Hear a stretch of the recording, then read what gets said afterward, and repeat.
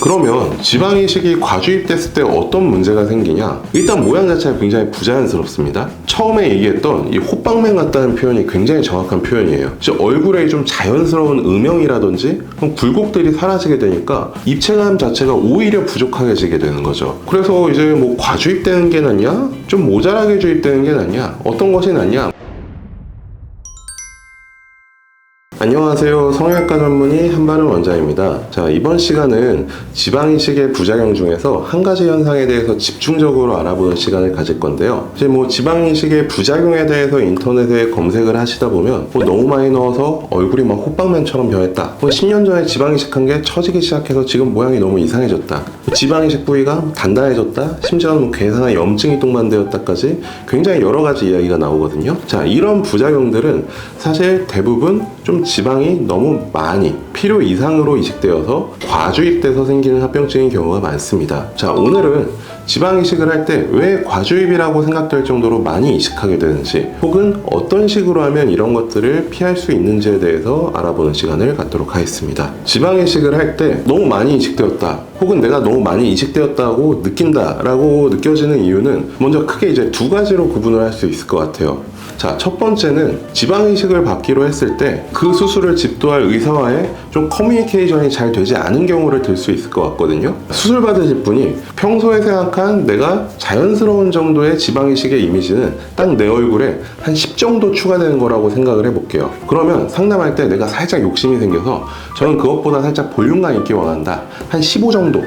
정도를 원한 건데, 어떻게 보면 수술하는 의사는 평소에 지방 이식을 할 때 내가 생각했을 때 보기 좋게 이식되는 자연스러운 양이 15라고 평소에 판단을 하고 있었던 거죠. 그러면 볼륨감 있게 원하신다고 했으니까 저는 한 20에서 25 정도를 주입하겠습니다 라고 하게 되면 내가 원래 바랬던 양보다 한 10 정도 더 많은 양이 주입되는 거겠죠? 사실 이런 과정에서 평소에 생각했던 것보다 좀 더 많은 양이 과주입되었다라고 느끼실 수 있는 여지가 생기는 거거든요. 사실 이런 거는 상담을 할 때 어떤 느낌을 원하시는지 자세하게 좀 표현을 해주시거나, 혹은 이제 수술받은 병원의 지방이식 후기나 이런 수술 후 모습들을 많이 살펴보게 되면 이건 내가 느끼기에 조금 부담스럽다, 혹은 내가 생각하는 자연스러운 이미지는 이거다, 이런 식으로 상담을 진행을 했을 때 해결되는 문제라고 생각을 합니다.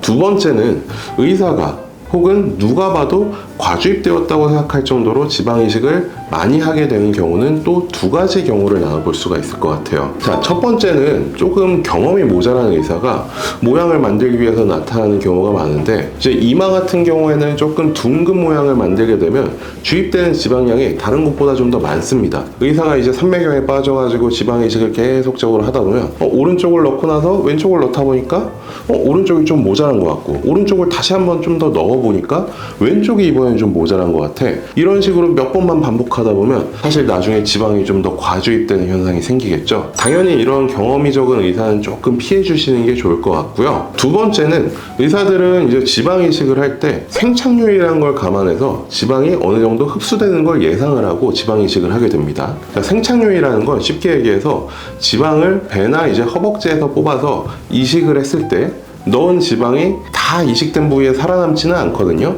이 넣은 지방 중에 소량은 조금 흡수가 됩니다. 그때 이제 이식된 지방이 살아남는 비율을 생착률이라고 보시면 될 것 같아요. 근데 이 생착률이 뭐 사람마다 다 일정한 건 아니고요. 수술 받는 분의 허벅지나 배에서 뽑아낸 지방의 어떤 퀄리티라든지, 혹은 이제 주입할 부위의 상태라던가, 혹은 평소의 건강 상태, 뭐 생활 습관에도 영향을 받게 되거든요. 그래서 이제 의사들은 지방 이식을 할 때 어느 정도 흡수를 고려해서 살짝 과교정 상태를 만들게 돼요. 이제 과교정이라는 게 뭔가 좀 잘못된 것 같다는 느낌이 들지만, 사실 지방 이식 수술이 됐건 쌍꺼풀 수술이건 모든 성형 수술은 처음에 붓기를 포함한 과교정 상태에서 이제 붓기가 빠지면서 자연스러운 과정을 다 거치게 되거든요. 자, 그런데 이런 과교정 상태가 수술 직후에만 유지되고 붓기가 빠지면서 자연스러워지는 게 아니라 계속적으로 지속이 된다면 그게 결국은 과주입 상태로 바뀌어 버리는 거죠. 그래서 지방이 과주입되기 쉬운 부위가 좀 몇 군데가 있는데, 대표적으로 이제 이마와 그리고 앞볼, 그다음 팔자주름을 들 수가 있을 것 같아요. 이제 첫 번째로 이마 같은 경우에는 조금 전에 말씀드렸던 이제 모양을 만들기 위해 계속적으로 지방을 넣다 보면 과주입되는 경우가 있고, 또 이제 이마 지방 이식 자체가 좀 예쁘게 되려면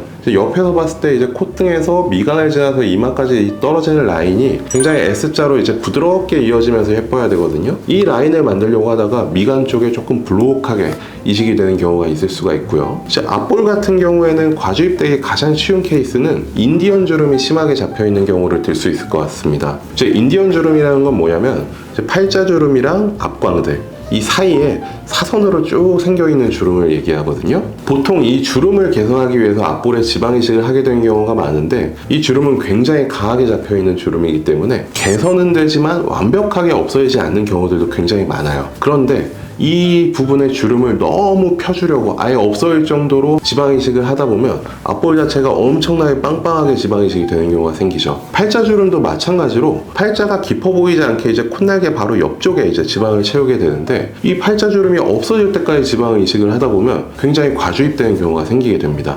그러면 지방 이식이 과주입됐을 때 어떤 문제가 생기냐? 처음에는 이식된 지방끼리 뭉쳐가지고 좀 단단해지거나 촉감이 좀 이질적으로 변할 수가 있어요. 사실 이건 이제 과량이 아니라 적당량을 이식해도 생길 수 있는 자연스러운 현상이긴 한데 너무 많이 주입되면 이 단단한 촉감이 이질적으로 느껴지는 부위가 굉장히 넓어지니까 신경이 쓰이게 되는 거죠. 근데 지방 이식이 과주입된 모양이 생착이 다시 되게 되면 일단 모양 자체가 굉장히 부자연스럽습니다. 처음에 얘기했던 이 호빵맨 같다는 표현이 굉장히 정확한 표현이에요. 체형은 슬림한데 얼굴은 굉장히 터질 것처럼 빵빵한 느낌이 생기고 이제 주름이라는 건 사실 어렸을 때도 자연스럽게 어느 정도 있는 주름들이 있거든요. 뭐 팔자 주름이라든지 적당한 개선을 넘어서 그냥 없어질 정도까지 지방 이식을 하게 되면 이제 얼굴에 좀 자연스러운 음영이라든지 굴곡들이 사라지게 되니까 입체감 자체가 오히려 부족하게지게 되는 거죠. 그래서 자연스럽고 예쁘다라는 느낌보다는 뭔가 위화감이 들고 자기적인 느낌을 받게 되는 거죠. 그리고 이제 시간이 몇 년 더 지나면 이제 빵빵하게 이식된 지방이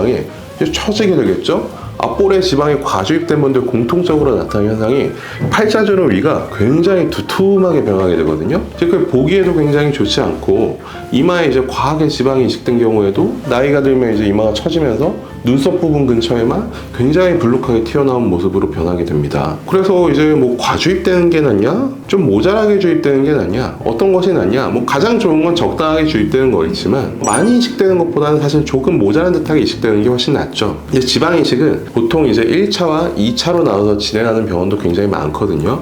보통 이제 적당하게 이식을 하게 되면 한 달 정도 지나서 붓기가 빠지고 지방들이 흡수될 것들이 흡수되면서 살짝 모자란 부분이 드러나게 되죠. 이런 부분들을 조금 리터치 개념으로 소량씩 채워나가는 수술이 2차 지방 이식 때 하게 되는데 이제 한 번에 모양을 완벽하게 잡는 것보다는 이런 식으로 조금 더 채워나가는 게 부작용을 좀 더 피할 수 있는 방법이라고 생각을 합니다. 과주입보다는 좀 모자란 게 낫다라고 말씀드린 이유에는 또 한 가지가 더 있는데요. 이제 무엇보다도 지방을 너무 많이 넣은 것 같아서 이걸 다시 빼고 싶다라고 했을 때 사실 이 해결 방법이 굉장히 좀 오래 걸리고 머리가 좀 아픈 방법들이 많습니다. 자, 예를 들어서 이마에 이제 지방이 쭉 이식된 상태에서 그 이식된 지방만 지방 흡입을 통해서 빼고 싶다. 이거는 거의 불가능하다고 보시면 되고요.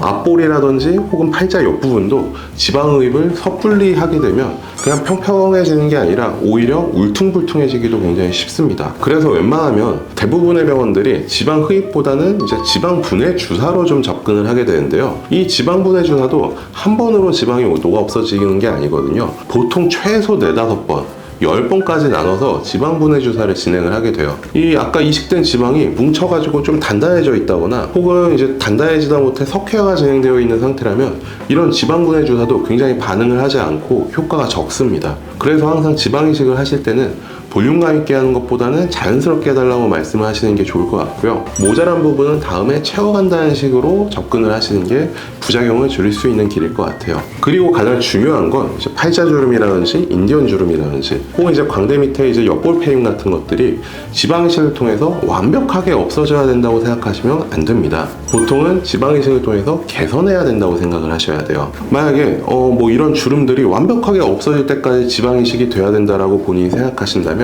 어떤 지방 이식을 받더라도 지방이 부족하다고 느끼기 쉽고요. 그렇게 되면 이제 필러나 지방 이식을 여러 번 반복하게 되고 앞에 얘기한 것처럼 결국은 부자연스러운 모양을 갖게 되는 겁니다. 자, 오늘은 지방 이식의 부작용 중에 한 가지인 지방이 과주입되는 현상에 대해서 알아보았고요.